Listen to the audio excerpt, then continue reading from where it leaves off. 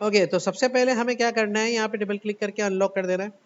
अब blending options में कुछ ऐसे टास्क हैं जिनको आप बड़े आसानी से परफॉर्म कर सकते हैं कम मेहनत किए हुए। जैसे कल आप वो शेड जो बनाना सीख रहे थे, वो ब्लेंडिंग ऑप्शंस के जरिए भी किया जा सकता है। कैसे? जैसे कि इसी व्हाइट कलर पे कोई कलर देना है, तो यहाँ से इफेक्ट्स पे क्लिक करेंगे, ब्लेंडिंग ऑप्शंस में जाएंगे, और यहाँ पे जाने के बाद हमारे पास इसको कलर भरने के 3 स्टाइल्स हैं। कलर ओवरले यानी कि सॉलिड कलर, ग्रेडियंट ओवरले यानी कि शेड्स, और पैटर्न ओवरले यानी कि कोई भी टेक्सचर या पैटर्न लगा सकते हैं। कलर ओवरले लगाएंगे तो देखिए इसके ऊपर एक कलर अप्लाई हो गया। अच्छा, ये फिर आप शेप पर भी कर सकते हैं, ये फिर आप किसी इमेज पे भी कर सकते हैं, ठीक है, और यही आप टेक्स्ट पे भी कर सकते हैं। सब पे इसी तरह से काम करेगा।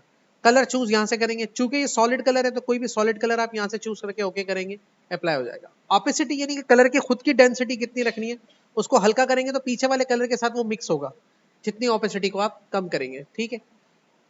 अच्छा, कलर ओवरले नहीं लगाते आप तो ग्रेडियंट ओवरले लगा दें इसके ऊपर, फिर कलर शेड्स के ऊपर करेंगे आप। यहाँ डिफरेंट किस्म के कलर शेड्स हैं जो आप इसके ऊपर लगा सकते हैं। ये देखिए इस तरह के, इस तरह के, इस तरह के। फिर ये पीछे वाले कलर के साथ मिक्स करना हो तो इस तरह के कलर शेड्स हैं, यहाँ से लगा सकते हैं। और फिर इनके लीनियर में, रेडियल में, एंगल, पोजिशन वगैरह स्टाइल्स आप सब सेट कर सकते हैं यहाँ पे। तो ये एक ही शेड मुख्तलिफ तरह से लगेगा, और फिर इसका एंगल भी चेंज कर सकते हैं, यहाँ से आप कर सकते हैं। स्केल में ग्रेडियंट का जो शेड है कितना शार्प और कितना जो है वो सॉफ्ट एजेस में नजर आए, वो यहाँ से आप कर सकते हैं। और फिर ऑपेसिटी वही कि पिछले वाले कलर में मिक्स करना है तो इसको हल्का कर देंगे। ग्रेडियंट के बाद आपके पास आता है फिर पिक्चर ओवरले, पैटर्न ओवरले। तो पैटर्न में फिर बने बनाए पैटर्न है जो आपने बना के रखे हुए इसके अंदर, और मजीद पैटर्न अगर आपको डाउनलोड करने हैं तो फिर यहाँ से आप प्रीसेट मैनेजर में चले जाएं, या फिर ये मुख्तलिफ और प्रोफाइल्स हैं जिसमें बने बनाए पैटर्न है, टेक्सचर 2 में ओके कर दें तो उसके पैटर्न्स आ गए, ये लगा सकते हैं। फिर इनके पैटर्न्स में भी यही कि स्केल है, फिर स्केल को कम ज़्यादा करना है, और फिर इसकी ऑपेसिटी को कम ज़्यादा करना है, वो यहाँ से आप इस तरह से कर सकते हैं। अच्छा, अब इन तीनों में से कोई एक ही यूज कर सकेंगे, तीनों भी यूज कर सकते हैं। जैसे कि अगर आपने पैटर्न ये लगाया, उसके ऊपर कलर लगाया, अब कलर उसको ओवरराइड करेगा, लेकिन कलर को अगर हम हल्का कर देंगे तो पिछले वाले पैटर्न में मिक्स हो जाएगा। या फिर आप जो है इसको ग्रेडियंट लगा दें, ग्रेडियंट भी इसको कवर नहीं कर पा रहा, फुल आ गया इसके ऊपर, तो अगर आप इस पे लगा के ये वाला ग्रेडियंट और इसकी ऑपेसिटी को कम करेंगे तो पीछे वाले इस पे मिक्स हो जाएगा। तो इस तरह का भी बन सकता है। इस तरह अच्छा सा बैकग्राउंड बन गया, इस तरह से आप बना सकते हैं, ठीक है ना। तो ये चीजें भी आप इस पे कर सकते हैं। अब मैं थोड़ा सा इसको डार्क टाइप का बनाना चाह रहा हूँ, तो डार्क स्कीम लगानी पड़ेगी इसके ऊपर। तो डार्क कलर स्कीम मैंने ये लगा दी इसके ऊपर, और इसको ऑपेसिटी को फुल कर दिया। और अब अगर फुल करूंगा तो पैटर्न इस पर नजर नहीं आएगा, क्योंकि पैटर्न नीचे है इसके ना। तो इसकी मतलब ये इस तरह से ही मैं रख लेता हूँ, फिलहाल पैटर्न हटा देता हूँ, उसमें से क्लिक करके ओके कर देता हूँ। अब जैसे कल हमने इसके ऊपर वो ग्लो बनाया था, बैक साइड से निकल रहा था कलर शेप्स वगैरह, तो ये एक और मैंने बना दिया। अब ये एक कलर इसके अंदर फिल कर दिया हमने, सपोज टू बी कोई इस तरह का, और इस पर क्लिक करके मैंने यहाँ से इसको नन कर दिया और क्लिक करके ओके कर दिया। अब यहाँ पे क्लिक करके ब्लेंडिंग ऑप्शंस में चलेगा, यहाँ से एफएक्स के ऊपर क्लिक कर दिया, यहाँ से क्लिक करके, और यहाँ ब्लेंडिंग ऑप्शन में जाने के बाद अब इसको वो कल वाला ही काम, वो जो मैंने ब्रश से करके दिखाया था, वो इस पे करेंगे कैसे। यहाँ पे चले जाएंगे आउटर ग्लो के ऊपर। अब आउटर ग्लो में ब्लेंड मोड आप कर देंगे इसका नॉर्मल। नॉर्मल करने के बाद अब इसकी ऑपेसिटी को फुल कर देंगे, और यहाँ पर जो सॉलिड कलर है वो यहाँ चूज करके किस तरह का ब्लेंड मोड, सॉरी आपको उसके ऊपर आउटर लगाना है, यहाँ से क्लिक करके ओके कर देंगे।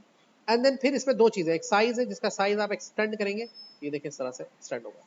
दूसरा इसका स्प्रेड, स्प्रेड बढ़ाएंगे तो यहाँ से आप इसका स्प्रेड भी बढ़ा सकते हैं, कितना स्प्रेड करें।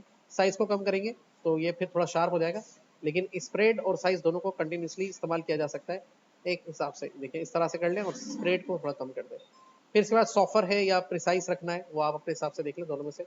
तो ये कल वाला जो काम हम वैसे कर रहे थे, वो इसमें इस तरह से भी किया जा सकता है, ये देखिए इस तरीके से, ठीक है। फिर इसके अंदर आसानी ये है कि भाई आउटर ग्लो में अगर आपने ग्रीन में बनाया है तो भाई आप जिस कलर में आप डालोगे उस कलर में ऑटोमेटिकली इसको कन्वर्ट करता चला जाएगा, और ये इस तरह का मामला क्रिएट हो जाएगा, सही है ना।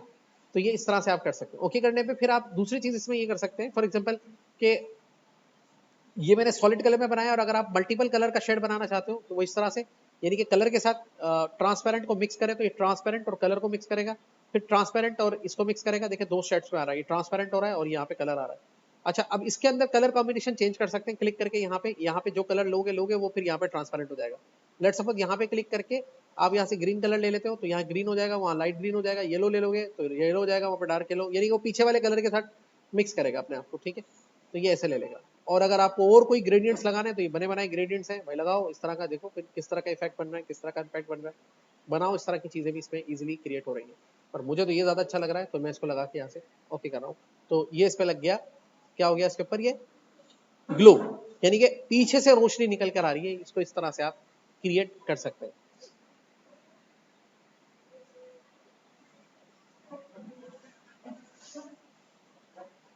ठीक है। अच्छा, अब आते हैं कि अगर पीछे की तरफ शेड दिखाना है किसी चीज का तो कैसे दिखाएंगे।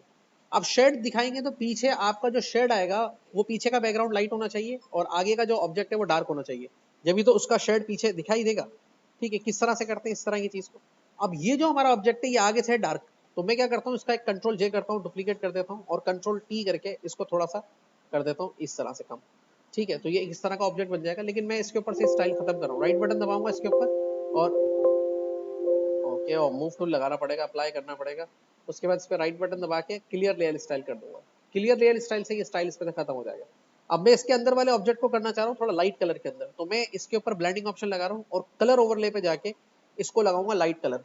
अभी ये लाइट कलर इसके ऊपर लगाऊंगा तो ये क्या करेगा कि ये थोड़ा हल्का हो जाएगा ऑब्जेक्ट, तो ये मैंने इसके ऊपर लाइट कलर लगाया। ठीक है, ये इस तरह का ऑब्जेक्ट हो गया। अब कोई ऑब्जेक्ट मुझे इसके ऊपर बनाना है जो पीछे इसका शेड शो करेगा।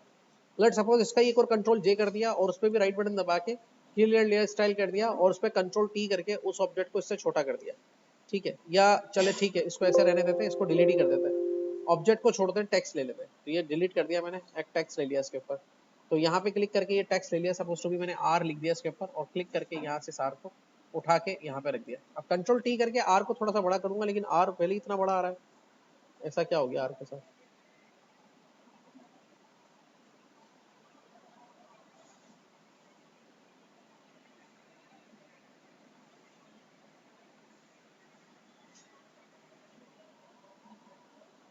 अच्छा, पीछे वाले ऑब्जेक्ट पे कन्वर्ट हो रहा है, तो यहाँ पे क्लिक कर देते हैं, आर लिख लेते हैं। ठीक है, तो कंट्रोल टी करके अल्टर शिफ्ट के साथ मैंने आर को बड़ा कर दिया। अब आर इस तरह से आ रहा है। अब आर जो है मैंने लिया है, लेकिन आर का शेड पीछे शो करना है, तो ड्रॉप शेडो करके मैं इसका शेड जो है इसके पीछे की तरफ शो कर सकता हूँ। तो किस तरह करूंगा, मैं इस पर क्लिक करके यहाँ से और यहाँ से क्लिक करूंगा, ब्लेंडिंग ऑप्शन पे चला जाऊंगा। तो यहाँ पे क्लिक करके मैंने आया और यहाँ पे क्लिक कर दिया ड्रॉप शेडो पे। तो ड्रॉप शेडो पे देखिए कितना जबरदस्त किस्म का शेड सब क्रिएट होगा। अब इस शेड को भी मैं कम ज्यादा कर सकता हूँ, जैसे इस तरह से बढ़ा सकता हूँ। ठीक है, और इसको कम भी कर सकता हूँ, ये देखिए बढ़ा भी सकता हूँ, कम भी कर सकता हूँ। और इसका स्प्रेड लेवल वही स्प्रेड, फिर वही चीज आ गई, कितना डार्क करना है और डिस्टेंस कितना दूर दिखाना है और एंगल यूज ग्लोबल लाइट से चेक हटा के। इससे चेक नहीं हटाओगे तो सारों का शेड चेंज हो जाएगा, इससे चेक हटा देना है। अब इसका एंगल चेंज कर सकते हैं कि इस साइड पे दिखाना है, इस साइड पे दिखाना है या फिर इस साइड पे दिखाना है। लेट सपोज ऐसे दिखाना है, लेकिन डिस्टेंस थोड़ा कम करना है, तो डिस्टेंस यहाँ पे थोड़ा सा कम कर लें और यहाँ पर जो है इसका स्प्रेड भी थोड़ा सा कम कर लें। ठीक है, और ये इस तरह से आपको दिखाई देगा। बाकी रह गई बात ऑपेसिटी की, तो जितना कम करोगे उतना हल्का और जितना बढ़ाओगे उतना ज्यादा शेड आएगा। देखो हल्का सा कर दिया, मासूम सा शेड नजर आ रहा है और देखिए कितना अच्छा सा ये क्रिएट हो गया। आ रही है बात समझ में। तो ये drop shadow, outer glow, colour overlay, colour gradient और ये सारी चीजें मिलके आपको ये बनाते हैं। एक और चीज कर लेते हैं, नहीं आया, नहीं आया ना, चलो ठीक है। स्ट्रोक को भी इसको साथ साथ देख लेते हैं। अब स्ट्रोक क्या काम करता है, स्ट्रोक बड़ा काम कर जाता है बाज़ औक़ात कि आपको जो किसी पिक्चर के ऑब्जेक्ट दिखाना होता है वो स्ट्रोक से ले सकते हैं। जैसे मिसाल के तौर पे अभी मैंने लास्ट टाइम आपको एक क्लास में एक ऑब्जेक्ट बनाना सिखाया था, तो मैंने क्या किया था, तो चलो चलो एक मिनट देख लेते हैं। कंट्रोल जे करेंगे, इसको डुप्लीकेट किया और नीचे वाले ऑब्जेक्ट के ऊपर से लेयर स्टाइल को खत्म कर दिया। अब मैंने क्या बताया था कि इस पर डबल क्लिक करो, इस पर थोड़ा डिफरेंट कलर डाल दो, जैसे हमने इसके ऊपर रेड कलर डाल दिया। तो फिर हमने क्या किया था, कंट्रोल टी करके उसको अल्टर शिफ्ट के साथ ऐसे बड़ा कर दिया था, तो साइड से इस तरह से रेड निकल के आ गया था। ठीक है, ये काम हम ऐसे कर रहे थे, मैंने आपको ऐसे ही बताया था। पर ये काम आप ऐसे भी कर सकते हैं बगैर इस शेप को ऐड किए हुए। वो कैसे करेंगे, लेकिन फिर वो उसी शेप पर अप्लाई होगा जो शेप मौजूद है, जैसे कि ये वाला शेप, आई थिंक ये वाला शेप। अब इस पे क्लिक करके आप यहाँ से चले जाएंगे इफेक्ट्स में और यहाँ से ब्लेंडिंग ऑप्शंस पे और यहाँ से जाके आप क्लिक करेंगे स्ट्रोक के ऊपर। तो यहाँ पे आपको दिखने वाले स्ट्रोक, यहाँ पे स्ट्रोक पे क्लिक कर देंगे यहाँ पे, और स्ट्रोक से आप इसका साइज जैसे एक्सटेंड करेंगे तो आप देखेंगे कि उसके आउटलाइन का स्ट्रोक आउटर साइड पे बढ़ेगा और आप उसका जो कलर चाहें कलर रख सकते हैं। जो कलर रखेंगे वही कलर उसके ऊपर अप्लाई होगा, यहाँ से भी कलर ले सकते हैं। ठीक है, सेम चीज हो रही है, लेकिन ये उसी लेयर पे हो रही है। वो लेयर अलग थी, ये लेयर सेम है। इसमें आउटर रखेंगे, इनसाइड रख सकते हैं तो अंदर की तरफ बढ़ेगा, यानी कि बाहर नहीं बढ़ेगा, उसी ऑब्जेक्ट के अंदर बढ़ेगा।